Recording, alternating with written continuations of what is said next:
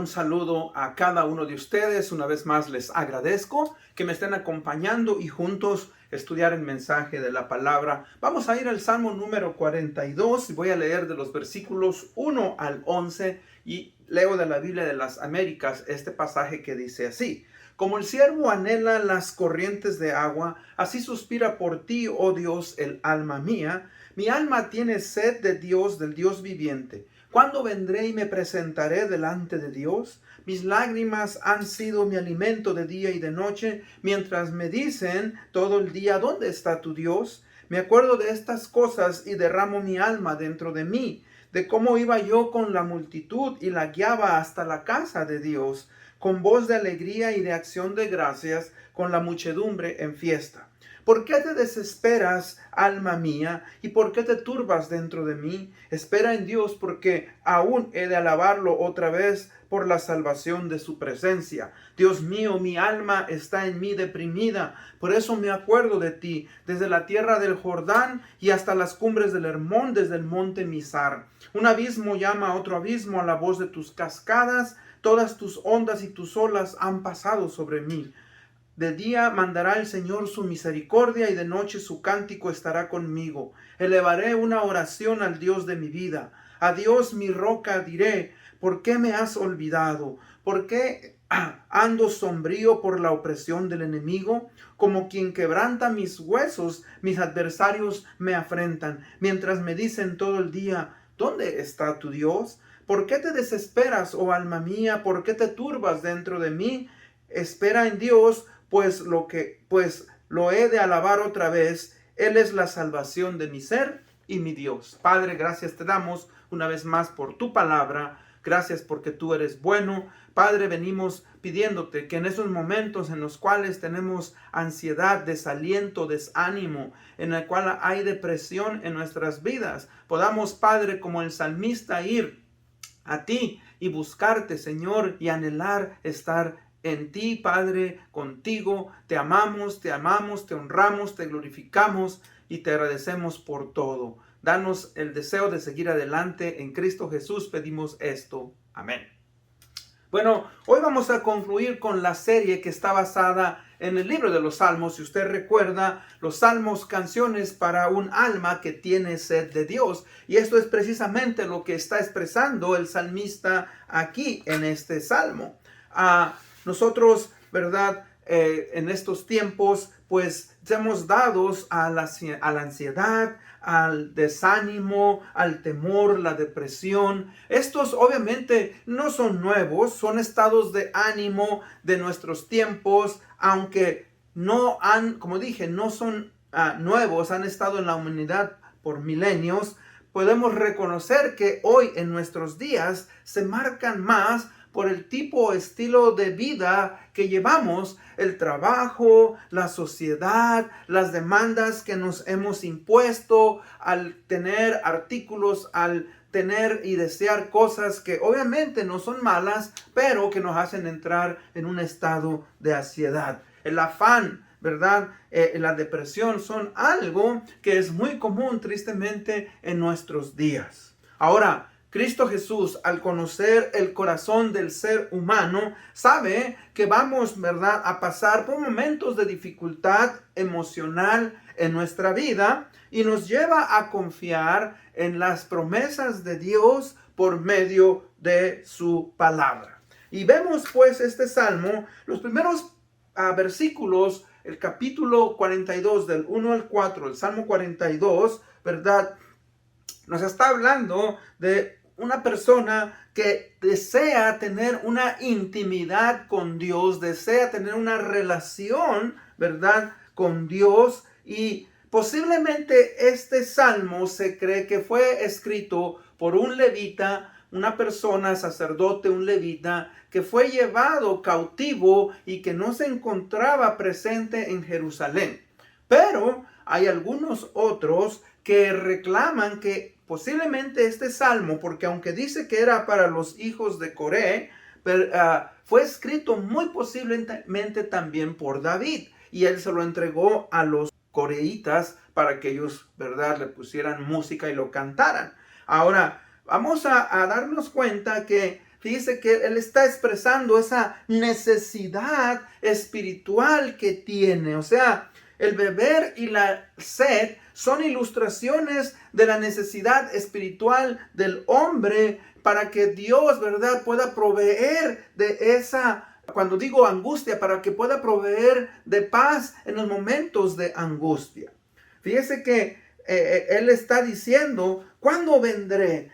Y me presentaré delante de Dios. Mis lágrimas han sido mi alimento de día y de noche, mientras me dicen, ¿dónde está tu Dios? Ahora, yo me inclino a creer que es muy posible, hermanos, que este salmo fue escrito por David. Cuando David estaba huyendo y que su hijo Absalón le usurpó el trono, y él salió corriendo, y él en el libro de Segunda de Samuel, por ejemplo, en el capítulo 16, versículo 8, cuando sale Simei y le está acusando, y le está diciendo que Dios lo está castigando, y sus hombres de David quieren atacar a este hombre, y él les dice, déjenlo, porque si Dios le ha dado esa autoridad para que él venga y haga eso, es posiblemente que es por parte de Dios. Y no solamente eso, pero fíjese que él está afuera y dice, me acuerdo de estas cosas, derramo mi alma dentro de mí, y cómo iba yo con la multitud y la guiaba hasta la casa de Dios con voz de alegría y de acción de gracias con la muchedumbre. Y de la misma manera, si usted recuerda, David, mis hermanos, cuando él llevó el arca del pacto, la llevó a la ciudad, él iba con el pueblo, él iba con la multitud, iba alegre, iba danzando, ¿verdad? Llevando al pueblo a que alabaran a Dios por la presencia de Dios entre la nación. Por eso es que se cree que es muy posible que David escribió este salmo y la manera en que él lo expresa. Como dije, no sabemos, pero yo quisiera quedarme tal vez con esa idea. De hecho, el gran predicador Charles Spurgeon, él creía muy profundamente, tenía la convicción de que este salmo lo había escrito el rey David. Y yo, en cierta manera, si no fue David, fue un levita, un sacerdote que había sido llevado cautivo y que él tenía esa ansiedad, él estaba pasando por dificultades, porque su corazón anhelaba estar con Dios en su templo. Ahora, en el versículo 5, el tema de hoy obviamente es que nos dice la Biblia sobre la ansiedad, el desánimo y la depresión. Repito, ¿qué nos dice la Biblia sobre la ansiedad, el desánimo y la depresión? Y si usted ve el versículo 5, él está preguntando, ¿por qué te abates? ¿Por qué te desesperas? ¿Por qué te desanimas, alma mía? ¿Y por qué te turbas dentro de mí? Espera en Dios, pues he de alabarlo otra vez por la salvación de su presencia. Él está teniendo, ¿verdad?, una plática consigo mismo. Y obviamente cuando uno, mis hermanos, está en momentos de dificultades, tenemos, ¿verdad?, hablamos con nosotros mismos y nos preguntamos y decimos, ¿verdad?, ¿por qué estoy pasando por estas circunstancias? Entonces, en el tema de hoy, pues, vamos a analizar el primer punto, que es, ¿cuáles son algunas de las consecuencias del desaliento? ¿Qué es el desaliento? ¿Qué es la desesperación? ¿Qué es el desánimo? Bueno, todas estas son palabras que son sinónimas. El desaliento es un estado de ánimo en el cual uno está sin ánimo, uno está sin fuerzas, uno está sin vigor. Hay desesperación, hay inseguridad por estas circunstancias o ciertas circunstancias por las cuales estamos atravesando y que a veces llegamos a preocuparnos de una manera extrema. Y esto nos lleva a la ansiedad, esto, ¿verdad?, nos lleva al estrés y como consecuencia, pues entramos en la depresión. El estrés es el cansancio mental o físico extremo que es causado por las tensiones, las presiones o las circunstancias en la vida que no podemos controlar y que tristemente pueden llevarnos a un desequilibrio tanto físico como mental, conocido como una crisis nerviosa.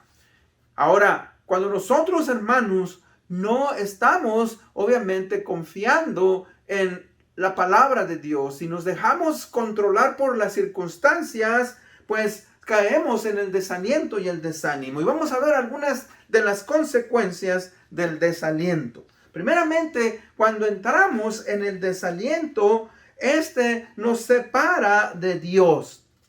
Dice en el versículo 9, a Dios mi roca diré, ¿por qué me has olvidado?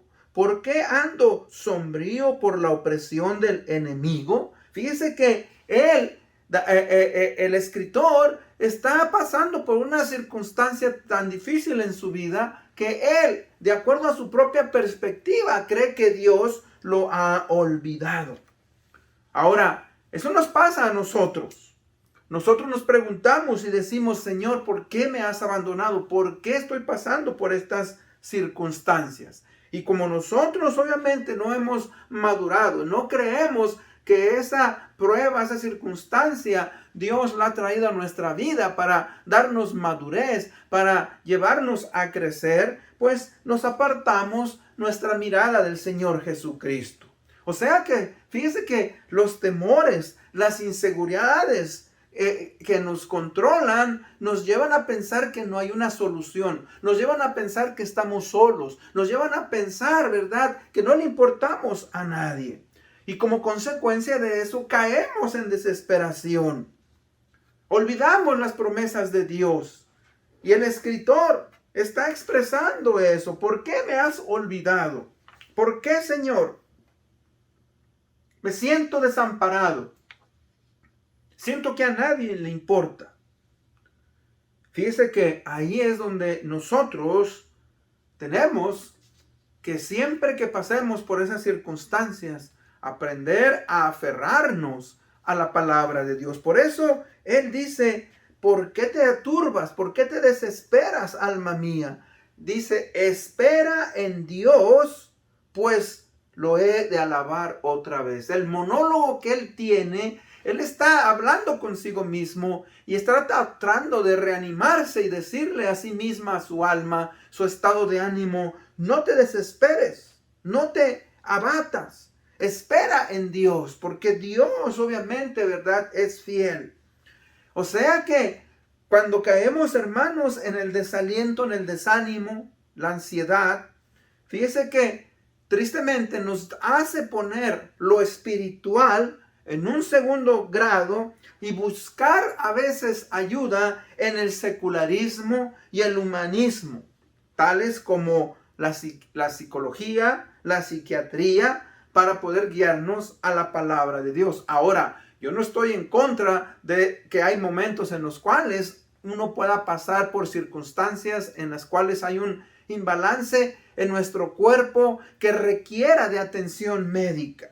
Pero recuerde, hablando en el mundo cristiano, la palabra de Dios en 2 de Timoteo 3, 16 y 17 nos dice que toda la escritura es inspirada por Dios y útil para enseñar, para redarguir, para corregir, para instruir en justicia, a fin de que el hombre de Dios sea perfecto, enteramente preparado para toda buena obra. Eso quiere decir que nosotros debemos de ir a la palabra de Dios y no olvidar, ¿verdad?, que el mundo tiene sus soluciones. De hecho, la palabra, recuerde, psicología no quiere decir el estudio de la mente. La palabra suje, que es alma, es donde se encuentran las emociones, los sentimientos, la conciencia, la voluntad, los pensamientos, la mente, el corazón. Fíjese que todo eso es parte del ser humano. Dios nos hizo de una manera tan maravillosa que usted y yo, ¿verdad?, funcionamos de una manera física, de una manera moral, de una manera espiritual. Y cuando uno de nuestras partes falla, pues obviamente que eso nos lleva a la desesperación. Por ejemplo, yo puedo caer en un estado de salud en el cual ¿verdad? Puedo a estar a punto de morir. Y eso me va a llevar, ¿verdad? A desanimarme, al desaliento, a entrar en depresión y creer que voy a morir. Fíjese que ahí es donde la madurez del cristiano debe de entrar. Ahora, la psicología tiene sus herramientas, la psiquiatría tiene sus herramientas, pero hablando con cristianos, recuerde, la psicología tristemente ha hecho a un lado las emociones y los sentimientos y no toma en cuenta el área de pecado del ser humano. Y tristemente muchas de nuestras enfermedades, mucho, ¿verdad?, de nuestro desánimo, desaliento y depresión puede venir por un estado de pecado en el cual nosotros estamos viviendo. Y si nosotros no lo reconocemos y no lo confesamos a Dios, pues eso nos va a llevar, ¿verdad?, a un círculo del pecado. En el pecado, recuerde, usted peca. Y usted viene su conciencia y lo acusa, ¿verdad? Y usted se siente miserable, usted se siente mal. Bueno, esta culpabilidad en mi corazón, en mi alma, en mi mente, en mi vida, me hace sentir mal. Entonces yo busco en ciertas maneras cómo salir con esa culpabilidad. Ahora, yo lo confieso, yo lo hago a un lado, busco una terapia, pero no estoy lidiando con ello. Entonces me siento bien un tiempo, pero vuelvo a caer en ese círculo del pecado. Por eso fíjese que Dios nos ha dado una conciencia. Cuando nosotros rompemos principios bíblicos, nuestra conciencia nos acusa, nos hace sentir culpables y debemos de buscar restaurar nuestra relación con Dios de una manera correcta, confesando mis pecados.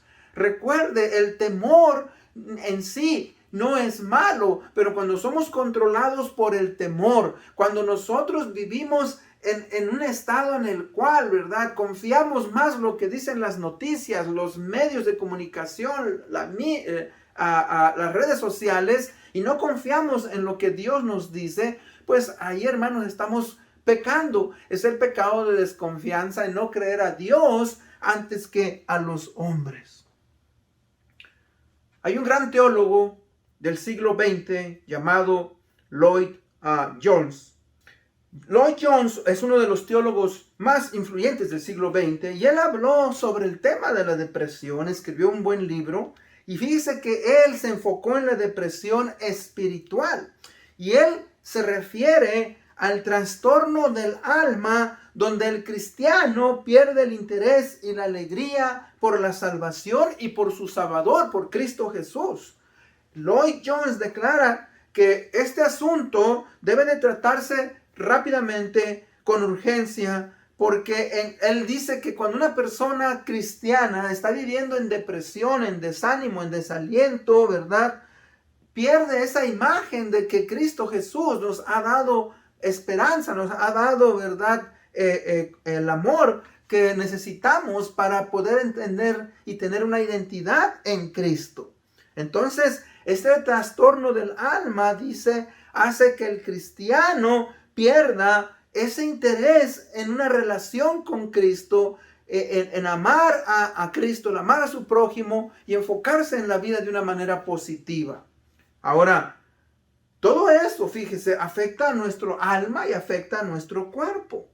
Recuerdes lo que llamamos las enfermedades psicosomáticas del alma y del cuerpo.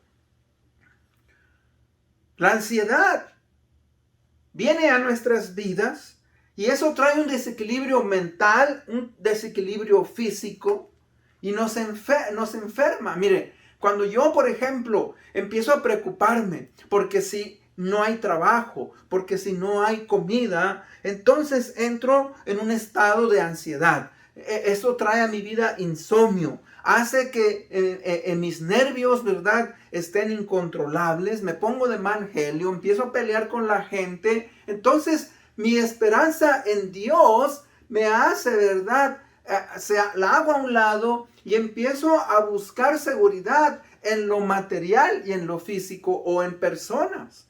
Cuando dice la palabra de Dios, más buscad primeramente el reino de Dios y su justicia, y todo lo demás os será añadido. Dios nos promete que nos va a dar techo. Dios nos promete que nos va a dar alimento. Dios nos promete que nos va a dar lo que necesitamos para nuestro diario sustento. Pero obviamente nosotros, al no confiar en Dios, hacemos eso a un lado. Fíjese que cuando nosotros no estamos descansando como es correcto, como es debido, al no dormir bien, el cansancio nos afecta. Afecta nuestra manera en que rendimos en nuestro trabajo, la manera en que manejamos. No podemos tener concentración en la vida. Y eso es uno de los efectos, fíjese, de la ansiedad y del estrés. En este caso, en el salmo que estamos leyendo, el escritor tal vez está desterrado, está fuera de Jerusalén. Y no sabe si lo van a matar, no sabe si va a regresar un día y entra en desesperación. Puede ser, como le dije, que David pensaba que tal vez su hijo Absalón lo iba a matar, que al huir, ¿verdad?, con sus mejores hombres, tal vez, ¿verdad?, ellos iban también a abandonarlo.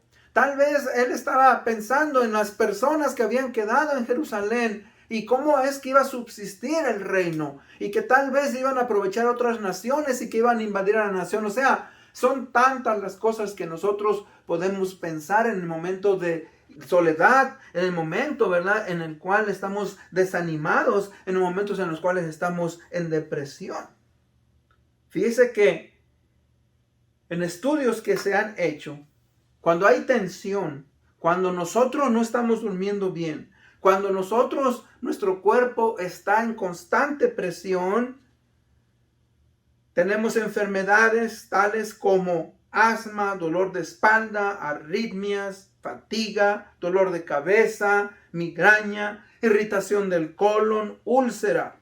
Y después de eso se vuelve crónico y hace que tengamos una presión de la sanguínea constante, alta, nos envejecemos. Fíjese que todo esto viene como consecuencia de no tener una seguridad y una paz. Y el cristiano debe de enfocarse en esas áreas. Yo le digo por experiencia, cuando yo estoy nervioso, cuando estoy tenso, cuando estoy pasando por dificultades, en mi cara, ¿verdad? Se me pone rojo, me empiezan a salir como cascaritas de resequedad, mi pelo. O sea, noto esos cambios. Y ahí es donde tengo que aprender a confiar en Dios. Fíjese que esa ansiedad nos lleva a la depresión. Y la depresión, ¿verdad? Una persona se mete en su propio mundo, se enfoca en sí mismo, se hace insensible a lo exterior. La persona cree que nadie lo entiende. La persona tiende a apartarse de otros, solamente piensa en sus propios problemas y por eso no es correcto ni es adecuado. Cuando una persona está pasando por un estado de desánimo y te dice, déjame solo, quiere estar solo. Fíjese que es uno de los errores que nosotros cometemos. No, tenemos que aprender a buscar, ¿verdad?, ayuda. Y eso es uno de los momentos en los cuales muchas personas, ¿verdad?, van a buscar ayuda médica, lo cual no es malo, pero fíjese que nos dan pastillas para dormir, tranquilizantes, sedantes, y obviamente que al ser problemas del alma, al ser problemas, ¿verdad?, de las emociones, no van a poder ser solucionados porque no estamos lidiando con el problema como debe de ser. Fíjese que no podemos, ¿verdad?, componer. Esos son remedios que son temporales, pero si no estamos trabajando con esos problemas, hermanos, como Dios en su palabra nos dice, entonces, ¿verdad?, vamos a seguir teniendo sufrir por temporadas y vamos a estar en ese círculo en el cual entramos, ¿verdad?, a depender de todos esos medicamentos. Como digo, si usted busca ayuda profesional, trate de buscar ayuda profesional con personas, obviamente, que son consejeros, que conocen la palabra de Dios y que primeramente van a ayudarle a diagnosticar sus problemas que vienen desde la niñez, problemas que han estado ahí, que nosotros no hemos sabido lidiar con ellos, como la muerte de un ser querido, como carencias de ciertas cosas en nuestra niñez. Tuvimos, ¿verdad?, a un padre que tal vez no estuvo presente en nuestros momentos de dificultad. Hubo vicios que obviamente afectaron la manera en que crecimos. Todo eso, ¿verdad?, trae a nuestras vidas un desbalance. Y ese desbalance en realidad tiene que ser encontrado a través de nosotros mismos, ¿verdad? Buscar a Dios y que Él nos guíe a poder reconocer nuestras vidas, lo que está mal en nuestras vidas. Fíjese que la presión y la ansiedad nos hacen tomar malas decisiones en nuestras vidas, y eso, ¿verdad?, nos hacen a cometer errores, como tomar decisiones financieras indebidas, apresuradas. Por ejemplo, malas compras, y después no podemos pagar ese carro, no podemos pagar ese objeto que compramos, y entramos nuevamente en un estado en el cual tememos, un estado de ansiedad, porque no tomamos buenas decisiones. Fíjese que las decisiones erróneas que cometemos, pues a mí nos afectan. Hay decisiones que son triviales: ¿qué me voy a poner? ¿Qué voy a comer? Pero hay decisiones como con quién me voy a casar, qué voy a estudiar, a dónde voy a vivir, qué voy a hacer en mi vida. Son decisiones que si nosotros no las tomamos de una manera acertada, tristemente, van a afectar la manera en que nosotros respondemos a la vida. Ahora, punto número 2. ¿Cómo debemos responder a la ansiedad, al desaliento y a la depresión? El Señor Jesucristo, en el libro de Mateo capítulo 11, 28 al 30, nos dice: venid a mí todos los que estéis trabajados y cargados, y yo os haré descansar. Llevad mi yugo sobre vosotros y aprended de mí, que soy manso y humilde de corazón, y hallaréis descanso para vuestras almas, porque mi yugo es ligero y ligera mi carga. Cuando dice trabajados y cargados, está hablando de aquellas personas, ¿verdad?, que han tratado de buscar una solución de sus problemas, ya sea en la religiosidad, ya sea a través de los ritos, ya sea a través de medicamentos, ya sea a través de soluciones que nos ofrece el mundo, y que están agobiados por esas cargas que están teniendo en su vida. ¿A qué se refiere el Señor Jesucristo cuando dice que su carga es ligera? ¿Es el yugo del pecado una carga ligera? O sea que nos está diciendo que aprendamos a confiar en Él, aprendamos a confiar en sus principios, y que nos sujetemos a la enseñanza de su palabra. Y que Él nos va a ayudar a través de nuestros sufrimientos, que en los momentos en los cuales nos sentimos desanimados, en los cuales nos sentimos que no valemos, Él nos va a ayudar. Fíjese que, recuerde, Dios, ¿verdad?, va a suplir para nuestras necesidades.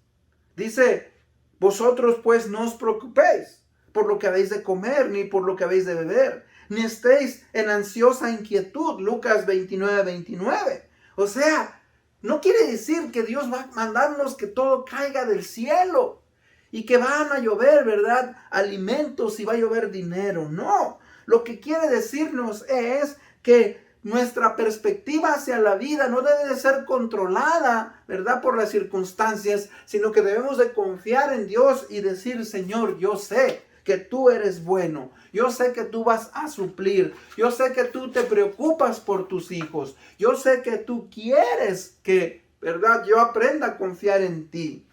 Fíjese que el ser transparentes, el expresar nuestras luchas y nuestras necesidades a Dios, nos va a ayudar.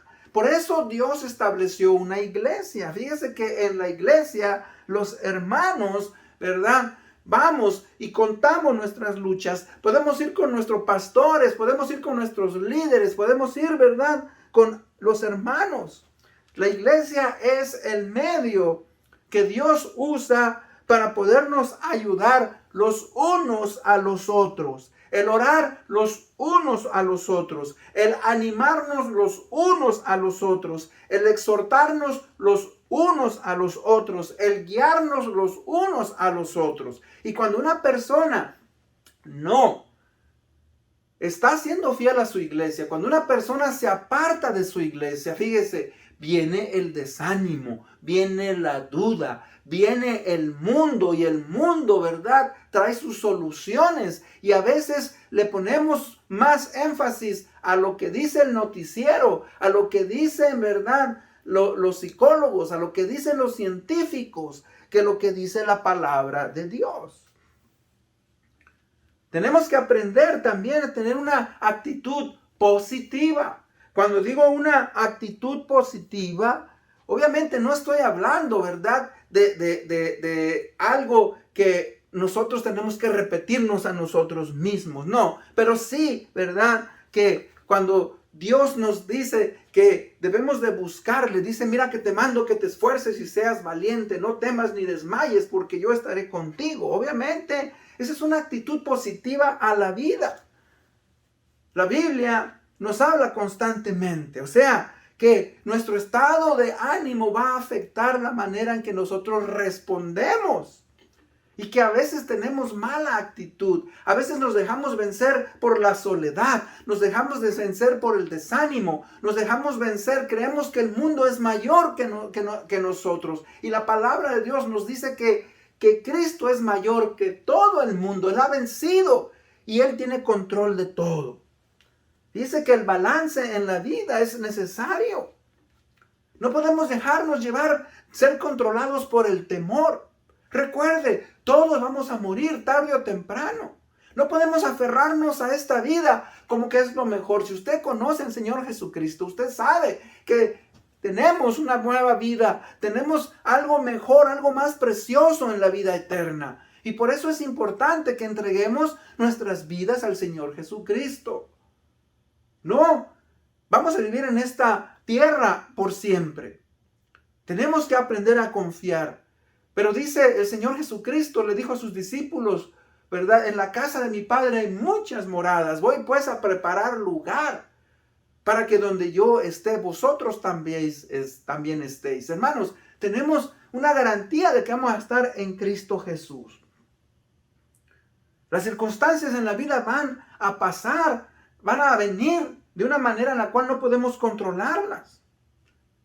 Y en el libro de Santiago 1, versículo 2 nos dice, hermanos míos, tened por sumo gozo cuando os halléis en diversas pruebas. Fíjese cómo es posible que yo pueda tener gozo cuando estoy pasando en circunstancias que están tan tremendas en mi vida. Pero ¿sabe qué? Porque si yo tengo una actitud positiva, si yo cambio mi perspectiva y busco a Dios, me van a ayudar a crecer. Mi fe va a desarrollarse. Y la meditación en la palabra. La meditación en la palabra es un arma poderosa para contrarrestar la ansiedad, el temor, la depresión. La palabra de Dios es el antídoto más eficaz para trabajar en esas áreas. La ansiedad, la depresión puede venir por la pérdida, como dije, de un ser querido, la pérdida de un trabajo, crisis económicas, problemas en la nación, problemas en el matrimonio, problemas con los hijos. Todos nosotros estamos expuestos a tener, ¿verdad?, a pasar por circunstancias, pero ahí donde dice la palabra de Dios, ¿verdad?, confiemos, las promesas de Dios, hermanos, se van a cumplir. Usted y yo debemos de aprender a confiar en Dios. En conclusión, repito el pasaje, venid a mí todos los que estéis trabajados y cargados, y yo os haré descansar. Llevad mi yugo sobre vosotros y aprended de mí, que soy manso y humilde de corazón, y hallaréis descanso para vuestras almas. Primera de Pedro 5:7 dice, echando toda vuestra ansiedad sobre Él, porque Él tiene cuidado de nosotros. Dios, Cristo Jesús, a través de su Espíritu Santo nos anima. Él, hermanos, sabe lo que nosotros necesitamos. Jesucristo sabe y conoce cada una de nuestras necesidades verdaderas. Y Él va a suplir conforme a su sabiduría, conforme a su misericordia, para que cuando atravesemos por esas circunstancias negativas, podamos honrarle, podamos glorificarle, podamos darle honra y gloria por lo que ha hecho por nosotros. Recuerde pues que Dios quiere que aprendamos a confiar y depender de Él. Dios quiere que traigamos nuestras peticiones, nuestros momentos de dificultad delante de Él. Él quiere que usted y yo aprendamos a ser obedientes a los principios de su palabra, porque si vivimos en pecado y desobediencia, eso nos va a llevar a un estado de culpabilidad, un estado de desánimo y desaliento y un estado de depresión. Debemos de aprender pues a luchar en la vida, no dejarnos llevar por las circunstancias por las que atravesamos. Debemos de desarrollar un espíritu de lucha y no dejarnos vencer por las circunstancias que nos afectan. Dios es bueno, Dios es misericordioso, y si nosotros confiamos en Él, vamos a poder seguir adelante. Dios me los bendiga. Les agradezco a cada uno de ustedes por haber estado conmigo. Una vez más, nos vemos hasta la próxima. Vamos a orar. Padre, gracias te damos en este día. Te agradecemos por tu palabra, Señor. Así como dice este salmo, tú eres nuestra esperanza, tú eres nuestro gozo. En ti, Señor, podemos encontrar refugio, Señor. Tú eres nuestro amparo y nuestra fortaleza en las tribulaciones. Ayúdanos, pues, Señor, a seguir adelante. Te pido por aquellos que están pasando por tribulación, por dificultad. Sea, Señor, por falta de salud. Sea, Señor, porque no tienen un trabajo. Sea, Señor, porque, Padre, están pasando por momentos de dificultades en sus matrimonios con sus hijos. Ayúdanos, pues, Señor, a confiar en ti. Te amamos, te honramos. Esto lo pedimos en el bendito nombre de Cristo Jesús, nuestro Señor y Salvador. Amén. Dios me los bendiga. Nos vemos hasta la próxima.